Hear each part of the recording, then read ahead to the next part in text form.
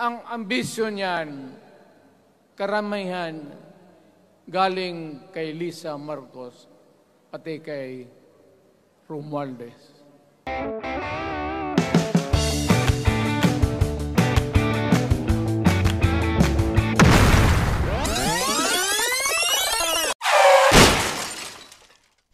Bruce Ayote, komentaryo.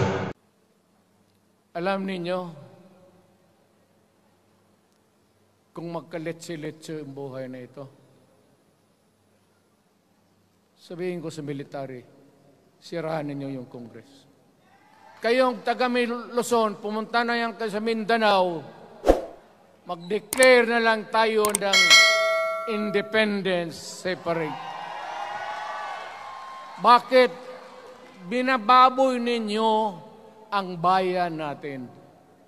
Alam mo, Parliament, ang ambisyon niyan, karamihan, galing kay Lisa Marcos, pati kay Romualdez. Bongbong bangag yan.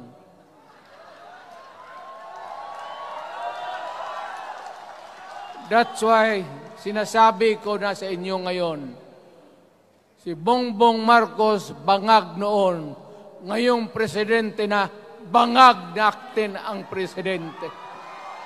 Mga military, alam ninyo yan. Lalo na yung nasa Malacanang. Alam ninyo. The Armed Forces of the Philippines, alam ninyo.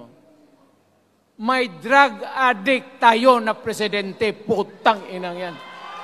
Sabi nila, pinapagpatay ko raw yung mga drug user at drug addict. Mabutit na lang, wala na ako sa pwesto, baka kasali ka pa. Mabuti sana kung bright kayo.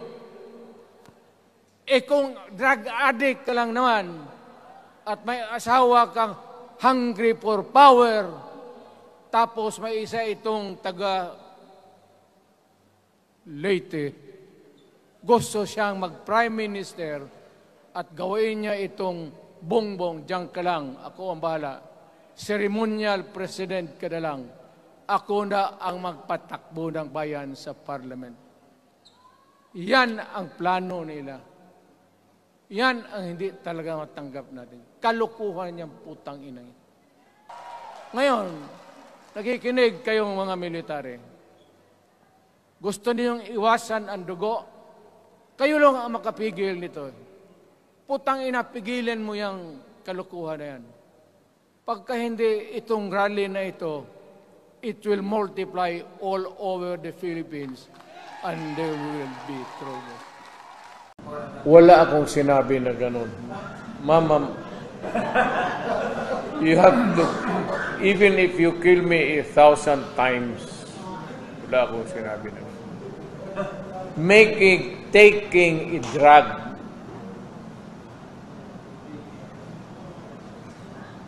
pero kung sabihin mo, addict, wala akong sinabi na ganun. Patayin ako ni Marcos niyan, maawa ka naman sa akin. May drug addict tayo na presidente, putang inang yan.